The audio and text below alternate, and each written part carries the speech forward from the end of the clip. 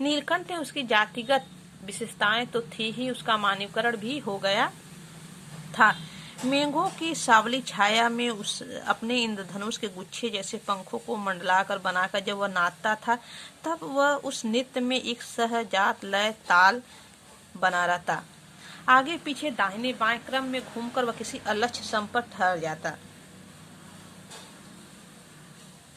राधा नीलकंठ के समान नहीं नाच सकती थी। राधा तो थी बच्चों, वह मोर के समान तो नहीं नाच सकती थी, परंतु उसकी गति में भी एक छंद रहता था। वह नित्य मग्न नीलकंठ की दाहिनी ओर के पंख की छूती हुई बाईं ओर निकल जाती थी और बाएं पंख को स्पर्श कर दाहिनी ओर।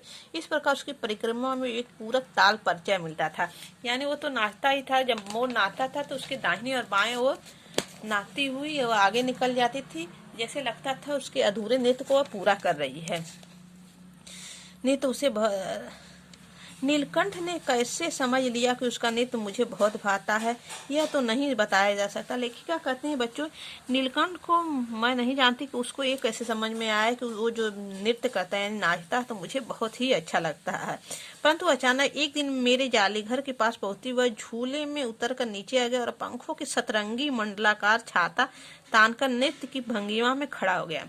लेखिका कहती हैं, मैं एक दिन उसके जाली घर के सामने गया और मुझे जैसे ही देखा और पेड़ की डाली से कूद कर नीचे आ गया और नृत्य करने के मन से वह अपने सतरंगी 7 रंगों वाले पंखों को मंडलाकार यानी छतरी के रुछाता के रूप में चारों ओर से फैलाकर नृत्य करने की भंगिमा में खड़ा हो गया। नृत्य करने की जो तरीका होता है उस तरीके से खड़ा हो गया।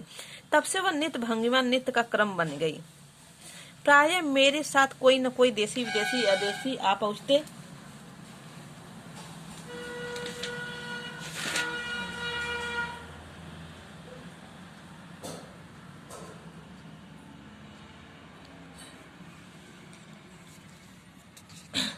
भंगिमा में खड़ा हो गया, नृत्य की भंगिमा में खड़ा हो गया। यानी नृत्य भंगिमा मीन्स होता बच्चों आकार, यानी नृत्य करने की आकार में वह खड़ा हो गया। तब से वह नृत्य भंगिमा नृत्य का ही क्रम बन गई।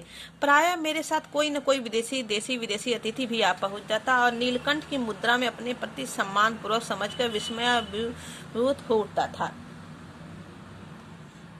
उसको देखकर इतना खुश होता था बच्चों की आश्चर्यचकित हो जाता था उसकी नृत्य को देखकर।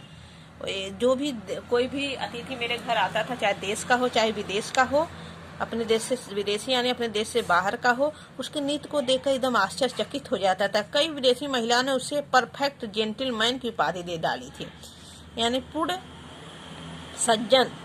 जिस नुकीली पैनी चोंच के वो भयंकर विषधर को खंड खंड कर सकता था, उसी से मेरी हथेली पर रखे हुए भुने चने ऐसी कोमलता से हौले हौले उठाकर खाता था कि हंसी भी आ जाती। हौले हौले यानी बच्चों धीरे धीरे लेखिका हाथ पर अपने फैलाकर चने भुना हुआ चना अपने हाथ पर रख लेती थी, उसको धीरे धीरे उठाकर वह खा लेता था।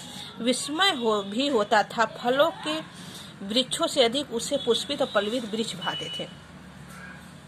फलों और वृक्षों से अधिक उसे पुष्पित जो फूल वाले वृक्ष थे उसको अधिक भाते थे। लेखिका कहती कि जिस चोट से वह विषधर यानी सांप को खंड खंड टुकड़ा कर सकता था, उसी चोट से मेरी हाथों पर भुना हुआ चना जो है धीरे धीरे उठाकर हौले हौले यानी धीरे धीरे उठाकर खाता था। बसंत में जब आम के बीच सुनहली मंजरियों से लद जाते थे, अशोक नए लाल पल्लव से ढक जाता था, तब जाली घर में वो इतना स्थिर उठता था कि वह उसे बाहर छोड़ देना पड़ता था।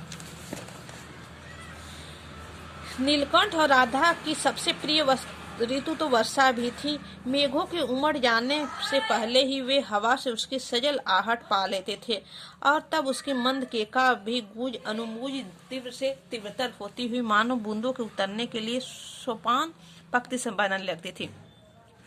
मेघ के गर्जन के ताल पर उसके तन्मय नृत्य आरंभ होता था। फिर मेघ जितना अधिक गरजता, बिजली जितनी अधिक चमकती, बूंदों की झिलमिलाहट जितनी तीव्र होती जाती, नीलकंठ के नृत्य का वेग उतना ही अधिक बढ़ता था। लेखिका कहती है बच्चों सबसे प्रिय ऋतु उसके लिए कौन सा होता है? मोर के लिए वर्षा ऋतु। वर्षा ऋतु में जब पानी बरसता है तो बच्चों वह क्या करती थी, एकदम पंखों को अपना फैला लेती थी और जितना ही तेज पानी को बारिश होती उतना ही नीलकंठ अपने पंखों को सतरंगी पंखों को फैलाकर उतनी ही तेजी से नृत्य करता था। और जैसे जैसे पानी कम होता जाता था वैसे वैसे वो भी नृत्य करना कम कर देता था। वर्षा के थम जाने पर दाहिने पंजे पर दाहिना पंख की बाएं बाएं पर बायां पंख फैलाकर सुखाता।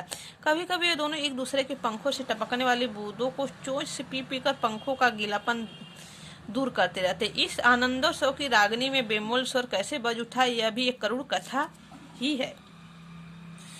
ये सब कितना अच्छे माहौल में कितनी बेमेल आनंदोत्सव माने खुशी की, आनंदोत्सव माने इस खुशियों का त्योहार, माने खुशियों के माहौल में कब दुख का माहौल आ गया पता ही नहीं चला, एक करुण कथा आ गई कैसे पता ही नहीं चला। देखिए बच्चों, एक दिन मुझे किसी कार से नखास कोने से निकलना पड़ा और बड़े मियाँ से पहले जैसे मोर और मोरनी राधा नीलकंठ जब से इस जाली घर में आए थे तब से चारों ओर जाली घर में खुशियां थी, लेकिन उस खुशियों के माहौल में कब दुख का माहौल आ गया पता ही नहीं चला। एक दिन लेखिका जाती है मियाँ के घर और वहाँ से एक और मोर के बच्चे को लाती हैं जो कि मोरनी रहती हैं। तो देखिए आगे क्या होता है बच्चों। एक दिन किसी कार से मुझे नखास कोने से निकलना पड़ा और बड़े मियाँ ने पहले से ही सामान कार को रोक दिया था। इस बार किसी पिंजड़े की ओर नहीं देखूंगी, यह संकल्प करके मैंने बड़े मियाँ की विरल दाढ़ी और सफेद डोरे के कान से बधी ऐनक को ही अपने ध्यान का केंद्र बनाया, पर बड़े मियाँ के पैरों के पास जो मोरनी पड़ी थी उसे अनदेखा करना कठिन था। इस बार लेखिका सोच कर चली थी कि मैं इस बार कोई भी पक्षी लेके आऊंगी नहीं, लेकिन जब उनके ध्यान बड़े मियाँ के पैरों के नीचे मोरनी पर पड़ी तो वह उसको अनदेखा यानी बिना देखा अनदेखा करना बड़ा कठिन था, या न देखना बड़ा मुश्किल काम था। मोरनी राधा के समान ही थी, उसके मूंछ से बंधे दोनों पंजों की उंगलियां टूटकर इस प्रकार एकत्रित हो गई थी कि वह खड़ी ही नहीं हो सकती थी। यानी जो बड़े मियाँ के पास इस बार फिर एक मोरनी थी जो घायल थी, उसके पंजे में दोनों पंजों की उंगलियां टूटकर इस प्रकार एकत्रित हो गई थी, वह खड़ी नहीं हो सकती थी। बड़े मियाँ की भाषण मेल फिर दौड़ने लगे। देखिए गुरुजी, कमबख्त चिड़ी माँ ने बेचारी का क्या हाल किया, ऐसे कभी चिड़िया पकड़ी जाती है। आप न आई होती तो मैं उसी के सिर पर उसे पटक देता, पर आप भी यह अधमरी मोरनी ले जाने को कैसे कहूँ। बड़े मियाँ कहते हैं बच्चों कि मैं भी आपसे कैसे कहूँ इस अधमरी मोरनी को ले जाने को। सारांश यह था कि 7 रुपए देकर मैं उसे अगली सीट पर रखवा कर घर ले आई थी और एक बार फिर मेरे पढ़ने लिखने का कमरा अस्पताल बना। पंजों को मरहम पट्टी और देखभाल करने पर वह महीने भर में अच्छी हो गई। लेखिका कहती हैं जब फिर उसको लेकर आई तो अब इस बार क्या पढ़ने लिखने का कमरा, एक बार तो चिड़ियाघर बन गया था, अब दूसरी बार क्या बना बच्चों, अस्पताल। 1 महीने तक मरहम पट्टी उसके पैरों में जो लगी घायल मोरनी थी उसके पैरों की पंजों की मलहम पट्टी की उंगलियां वैसी टेढ़ी मेढ़ी रह गई, परंतु वह ठूठ जैसे पंजों पर डगमगाती हुई चलने लगी। तब उसे जाली घर में पहुंचाया गया और नाम रखा गया कुब्जा। उसका नाम रखेगा बच्चों कुब्जा। नाम के अनुरूप वह स्वभाव में भी कुब्जा ही प्रमाणित हुई। नाम के अनुरूप वह स्वभाव में भी कुब्जा ही प्रमाणित हुई। अब वह नीलकंठ और राधा साथ साथ रहते थे और इसका नेक्स्ट पार्ट में